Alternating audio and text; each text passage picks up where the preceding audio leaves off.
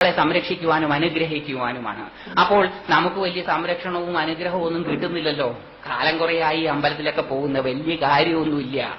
അറിയാതെ തികട്ടി വന്നാലും പേടി കൊണ്ടത് അടിച്ചമർത്തിട്ട് ഭഗവാനെ വേണ്ടാത്തതൊന്നും തോന്നിക്കാതെ ഇടയ്ക്കിടയ്ക്ക് ഇങ്ങനെ വേണ്ടാത്തത് തോന്നുകയും ചെയ്യും. പക്ഷെ അപ്പോഴൊക്കെ പ്രാർത്ഥന കൊണ്ട് അടിച്ച് അമർത്തുക. സത്യത്തിൽ നമുക്ക് എല്ലാവർക്കും തോന്നാറുണ്ട്, എത്ര കാലമായി അമ്പലത്തിൽ പോകുന്ന വലിയ ഗുണമൊന്നുമില്ല. കാരണം ഗുണമുണ്ടായിരുന്നു എങ്കിൽ എന്തായിരിക്കും സംഭവിക്കുക? വെറുതെ ഒന്ന് നോക്കാം. ഈ ലോകത്ത് മഹാലക്ഷ്മിയെ ആരാധിക്കുന്ന ഒരു ഒറ്റ വിഭാഗം ജനതയേ ഉള്ളൂ, അത് നമ്മളാ. വേണ്ടത്ര പണമുണ്ടോ കയ്യില്? ഇല്ല. ഭൂമിദേവിയെ ആരാധിക്കുന്ന ഏക വിഭാഗം ജനത നമ്മളാ. വേണ്ടത്ര ഭൂമിയുണ്ടോ കയ്യില്? ഇല്ല. സരസ്വതീ ദേവിക്ക് പുസ്തകം പൂജയ്ക്ക് വെച്ച് എടുക്കുന്ന ലോകത്തിലെ ഏക വിഭാഗം നമ്മളാ. വേണ്ടത്ര വിദ്യാസമ്പന്നരാണോ? അല്ല. അന്നപൂർണേശ്വരിയെ പൂജിക്കുന്ന ഏക വിഭാഗം ജനത നമ്മളാ. വേണ്ടത്ര ഉണ്ണാനുണ്ടോ? ഇല്ല. എന്തേ? ഈ ദേവിമാരെല്ലാവരും പൂജ നമ്മുടെ കയ്യിൽ നിന്ന് വാങ്ങിയിട്ട് നമ്മളെ പറ്റിക്കുകയല്ലേ ചെയ്യുന്നത്? ഒന്നുകിൽ ഇവർക്കൊന്നും ശക്തിയില്ല എന്ന് നമ്മൾ പറയണം, അല്ലെങ്കിൽ നമ്മൾ ചെയ്യുന്നതിൽ എന്തോ കുഴപ്പമുണ്ട് എന്ന് അന്വേഷിക്കണം. ഇവർക്കൊന്നും ശക്തിയില്ല എന്നോ ഈ സങ്കല്പങ്ങളെല്ലാം അവാസ്തവമാണെന്നോ പറയാൻ നമുക്ക് പറ്റില്ല.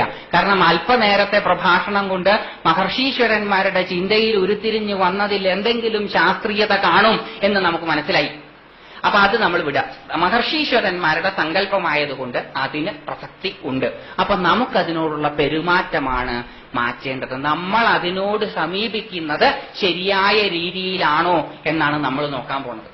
അമ്പലത്തിൽ തൊഴാൻ പോകുന്നത് ദൈവം നന്നാവാനല്ല. അയ്യപ്പസ്വാമിക്ക് കഴിഞ്ഞ 2 ദിവസമായിട്ട് ഒരു ഇത്തിരി ക്ഷീണമുണ്ടോ എന്നൊരു സംശയം. അതുകൊണ്ട് അയ്യപ്പസ്വാമിക്ക് 2 ലിറ്റർ പാൽപ്പായസം എന്റെ വക, അങ്ങനെ ആരെങ്കിലും വിചാരിച്ചിട്ടോ? വിചാരിക്കുകയല്ല.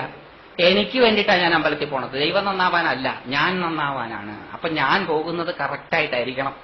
അപ്പോൾ അമ്പലത്തിൽ എങ്ങനെയാണ് പോകേണ്ടത്? അമ്പലത്തിൽ ചെന്നാൽ എന്താണ് ചെയ്യേണ്ടത്? നമ്മൾ വലിയ വലിയ ഗ്രന്ഥങ്ങളൊന്നും എടുത്തല്ല പറയുന്നത്. നമ്മൾ നിത്യവും ചെയ്യുന്ന കാര്യങ്ങളൊന്ന് പുനഃപരിശോധിക്കുക മാത്രമാണ്. അതിലെന്തെങ്കിലും ശരിയായിട്ടുള്ളതല്ല നമ്മൾ ചെയ്യുന്നതെങ്കിൽ അത് തിരുത്തണം, അത്രേ ഉള്ളൂ.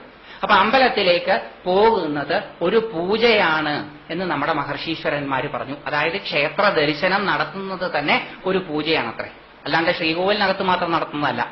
5 പൂജകളായിട്ടാണ് ക്ഷേത്ര ദർശനത്തെ തിരിച്ചിരിക്കുന്നത്. അഭിഗമനം, ഉപാദാനം, ഇജ്യ, സ്വാധ്യായം, യോഗം.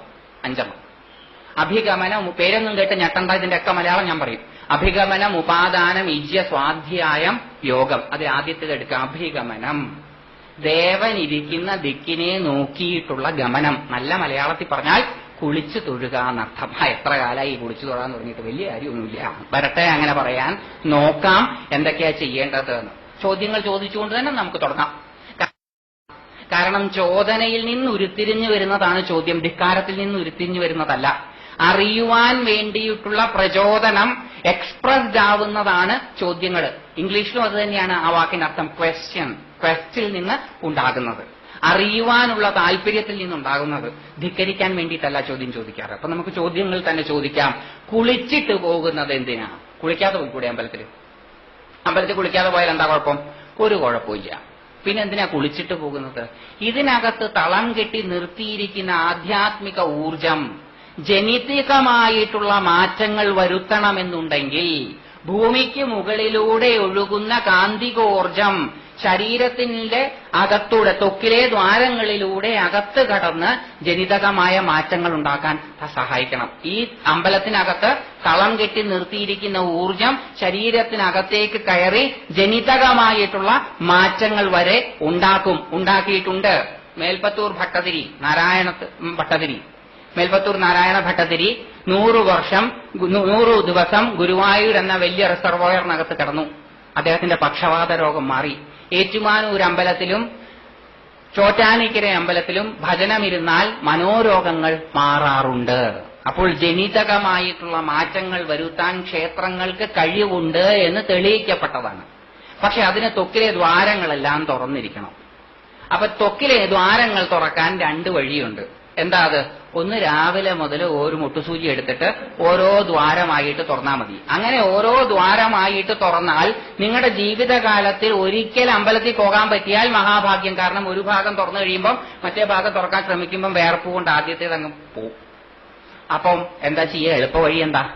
കുളിച്ചാ മതി. എത്ര സിമ്പിളാണെന്ന് ആലോചിച്ച് നോക്കിയേ. കുളിച്ചാ മതി. അപ്പൊ ഞാൻ കുളിയെല്ലാം കഴിഞ്ഞേ വീട്ടിൽ അമ്പലത്തിലേക്ക് പോകണമെങ്കിൽ ഒരു 4-5 വീട് കഴിഞ്ഞിട്ട് വേണം പോവാൻ. അപ്പൊ ഈ 4-5 വീട് കഴിഞ്ഞിട്ട് അമ്പലത്തിൽ എത്തുന്നത് വരെ എന്നെ പലരും കാണും. ഭംഗിയുള്ള എന്റെ മുഖം ഒന്നും കൂടി ഭംഗിയുള്ളതായിക്കോട്ടെ, മറ്റുള്ളവർക്ക് കാണാനുള്ളതല്ലേ. കുറച്ച് പൗഡറൊക്കെ വാരി മുഖത്തിട്ടു.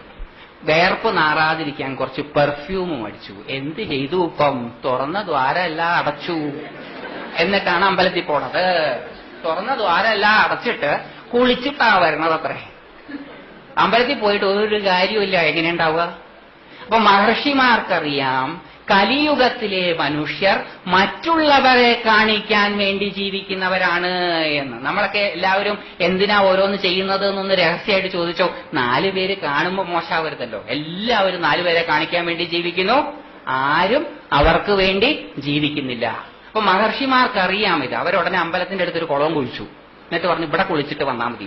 അവിടെ കുളിക്കുമ്പം പെർഫ്യൂമും കാൽക്കം പൗഡറും കൊണ്ട് പോലെ എന്താ കാര്യം? മറ്റുള്ളവർ കണ്ടാൽ എന്ത് വിചാരിക്കും? അതേ റീസണിങ് ആണ്.